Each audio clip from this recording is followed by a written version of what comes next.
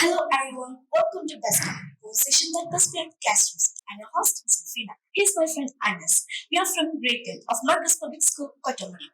Today we have a really special episode joined by Anupriya, an academic director and trainer of young person who recently led a fantastic public speaking workshop at our school. Welcome Yuva. Hi, how are you doing today? Thank you so much for such a warm welcome. I'm doing well and I'm truly glad and really excited to be here with you today. Okay, ma'am. Before we jump into the serious stuff, let us know a bit better. Are you a coffee person or a tea person? Oh, that's really an interesting question to begin with. Tea or coffee? If I had to choose one, I would say I'm a tea person.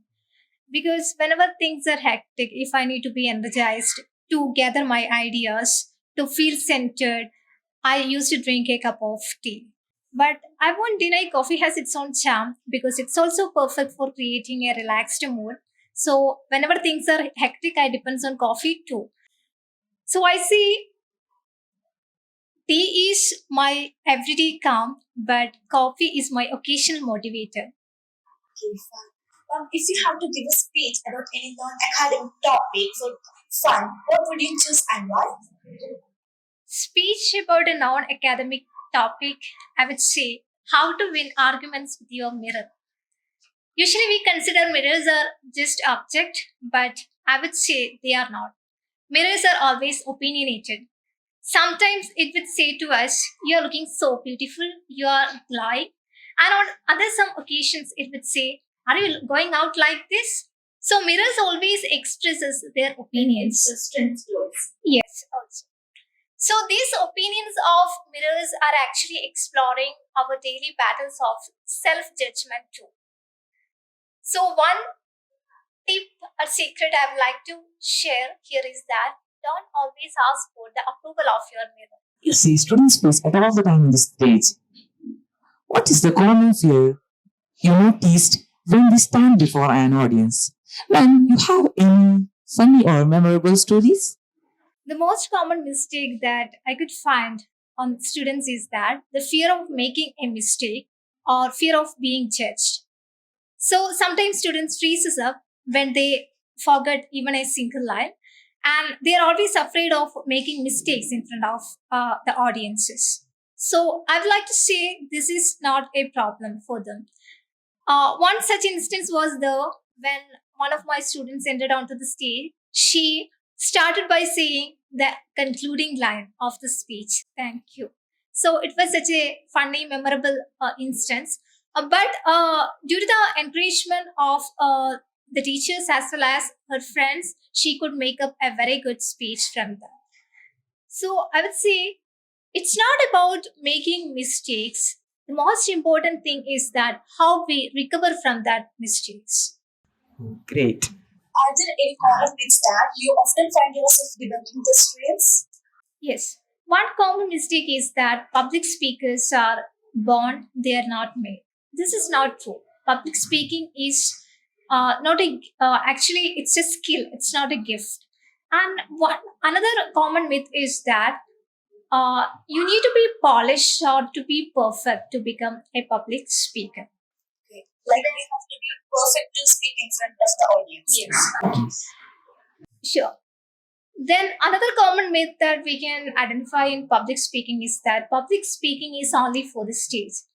Again, it's a myth, it's not true. Oh, handsome. Sometimes students refuse to speak. How do you approach those who just want words?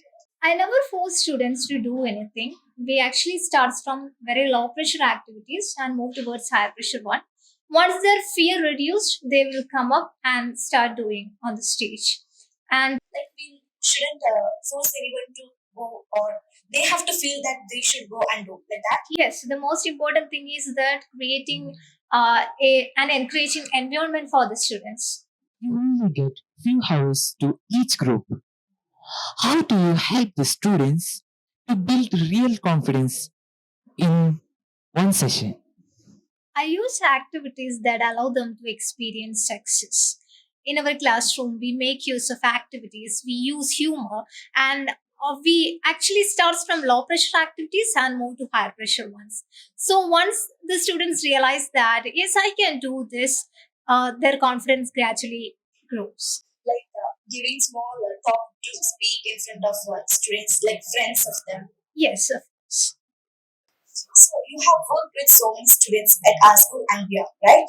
Let me know that in your experience, why do you think that public speaking is the most important skill in today's life? We live in a world of constant communication, and communication is demanded in everywhere. If you are in a meeting, in an interview, even inside the classroom, everywhere it demands communication.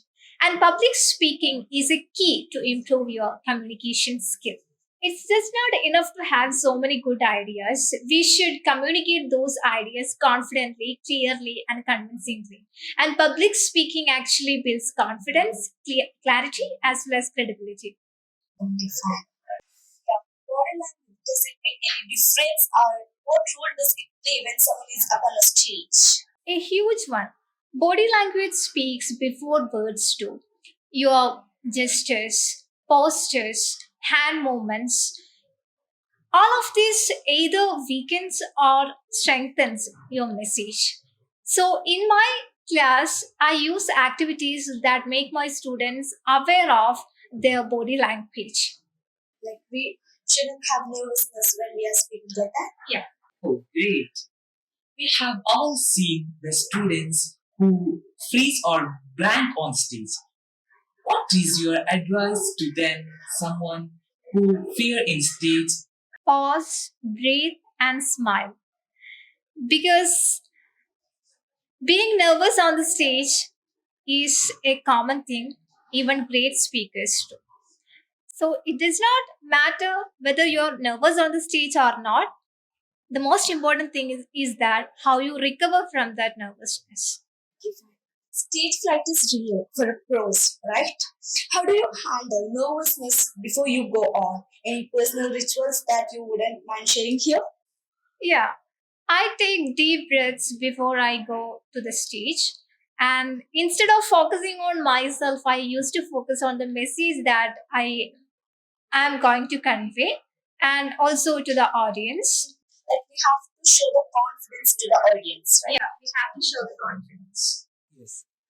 Everyone wants the perfect speech.